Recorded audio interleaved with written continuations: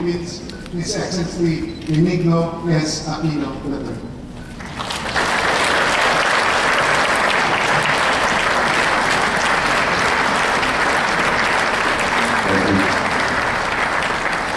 Your Excellency, to the Diplomat, Secretary sa Turismo, Chairman Atan Juan Ibrahim, Secretary sa Turismo, Secretary King Dennis, Secretary King Secretary Malomas, Secretary Diplomat, Secretary Ceso Alcana, Secretary Simpson, Secretary Nick Zuman, Secretary Hidros Reyes, Secretary Davao, Secretary Tati Aquino, Secretary Yasmin Rosolao, Secretary Joel Ramoro, Mr. Pesali Jabal, Mr. Suleiman Mangalan, Chairman of Kuwait, Dr. Safura Di Patuan, Governor Solimani, Governor Soto Maududado, Governor de Rosario, Governor Steve Salon, representatives from the Moro Islamic Liberation Front, relevant partners, other of the President, or guests,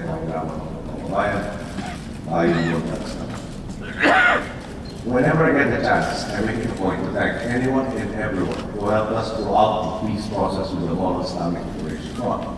For instance, just the other day, when I met with a number of journalists from Japan, I reiterated our gratitude to their country for helping to facilitate an early meeting between myself and our brothers from the MIS. A meeting in which both sides were reassured of the other's sincerity and in which we began to rebuild trust. I do this because the value of lasting peace for a region like Mindanao is beyond measure. For years, our countrymen in areas affected by conflict have been shackled by violence, injustice, and impunity. They were deprived of opportunities to succeed, and prosperity was seemingly reserved only for few. Now, however, as Mindanao is becoming an increasingly stable environment, we can see that the region is on the cusp of a profound transformation, from being a land of promise to being a land of promises fulfilled. In March of this year, the efforts of everyone involved in the peace process culminated in the comprehensive agreement on the Bangsamoro, a final peace agreement between the Philippine government and the MIM. Now, more than ever, it is vital that we focus on getting through the next steps in the process, getting the Bangsamoro Basic Law passed in Congress, which would establish the Bangsamoro as a political entity. In September of this year, we turned over the draft law to Congress, and both houses are currently conducting hearings and consulting various stakeholders. At this point, I believe all of us are duty bound to make our voices heard. Please talk to your representatives so that we can pass a bill that truly represents the interests of all and benefits all of the people. Our work to ensure the success of the peace process runs parallel with our ongoing efforts to eliminate systems that are prone to abuse and to uplift our countrymen in the region, even before the Bangsamoro Basic Law was passed. After all, attaining peace also means eliminating unjust abuse or situations dire enough that people begin seeing violence as the only or as a solution. This thinking has guided our efforts in Mindanao from day one. This is why one of our first major institutional reforms was the synchronization of the elections in the autonomous region of Mindanao with our national elections. It laid the foundations for change by forcing those running for office to contend with one another on a level playing field.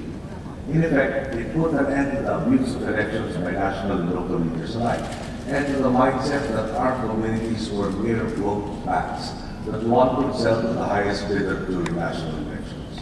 Government has likewise been actively expanding the menu of opportunities for our countrymen in conflict-ridden areas.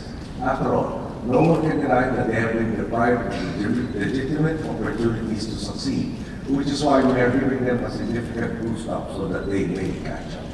This is what we aim to do with the Sajahatla Bangsamoro program.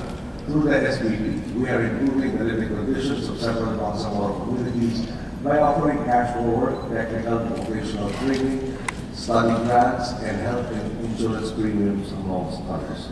The goal, to give them the necessary skills and services to take advantage of opportunities that arise and to allow them to win back control of their destinies. We are confident that the Bangsamoro Development Plan can be harmonized with these efforts and build on the progress we have made at the soonest possible time. The development boost we want to give to Mindanao likewise includes investments in infrastructure, which is necessary for the region to become a competitive destination for investment. From 2011 to 2014, the Department of Public Works and Highways has spent nearly 100 billion pesos for road, bridge, and other infrastructure projects in Mindanao. And next year, the government, Congress unit, intends on investing even more. The DPWH budget for Mindanao will be at 63.13 billion pesos. In terms of power, Mindanao is also looking at full recovery. In fact, the region might even have power security ahead of Luzon. By 2015, I am informed several major power plants will be finally coming online, including the 300 megawatt coal-fired thermal South Energy power plant in Davao and the 200 megawatt Southern Mindanao coal-fired power plant in Sarandani. These two plants, among others, put us on track to have an energy surplus in Mindanao by 2015. The early impact of our efforts at peace, stability, and fostering a good business climate has been near instant. Just a Qatar. In just the first 9 months of 2014, they registered a yearly all-time high of 3.37 billion pesos in investments. This is more than double the 1.46 billion pesos in investments recorded in 2013, and almost 6 times the 569 million pesos in investments are received in 2012. ARM's GDP has likewise been on an upswing, from a contraction of 0.3% in 2011 to a growth of 1.2% in 2012 and a growth of 3.6% in 2013. I am told that the goal of 5% for this year is quite or very attainable. There has also been a sea change in terms of business interest in Mindanao. The numbers again tell us the story. In the Davao region alone, inbound missions of companies from Japan, China, Korea, and other members of the Brunei, Indonesia, Malaysia, Philippines, East Asia growth area have drastically increased from 18 in 2012 to 37 in 2013 and to 51 in just the first 10 months of 2014. On top of this, we have heard of plans to expand and diversify from several companies from vastly different industries, from energy, the coconut products, the palm oil, and various other consumer products. Indeed, more than at any other point in history, the Mindanao we all aspire for is within reach. The progress is palpable, and it is apparent that our efforts are having a profound effect. Nevertheless, I believe that in forums like this, we are given an opportunity to contribute our individual voices with the goal of accelerating a positive change in the region, and we must take full advantage of such opportunities. It is with the participation of stakeholders from different sectors across the world that we have successfully established Mindanao as a stable, peaceful region. With the help of everyone present here today, I am certain we can do much more.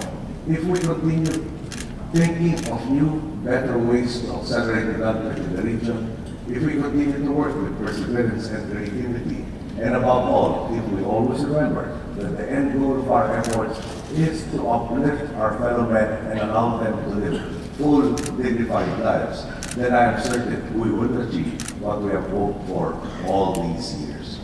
Together, we will realize our vision of a new Mindanao, one seen by the global community as a region of skilled, talented, and peace-loving people, of vast natural gifts, and of boundless progress and prosperity. Thank you for your time and good day. Thank you very much, President Aquino. We shall now tour over to the president. And we request that Bangsamoro stakeholders on stage to please join the president.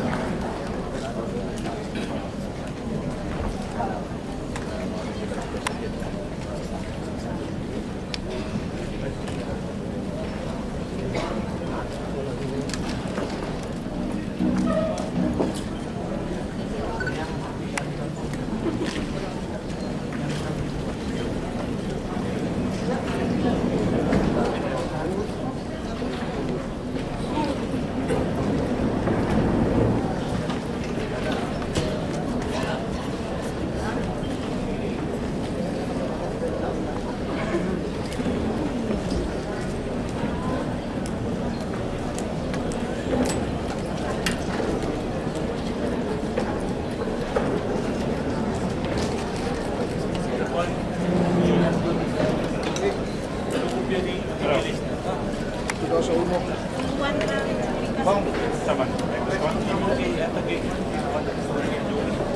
Doon na pa. Ha? Ito, hindi na sa Pinas. Oh.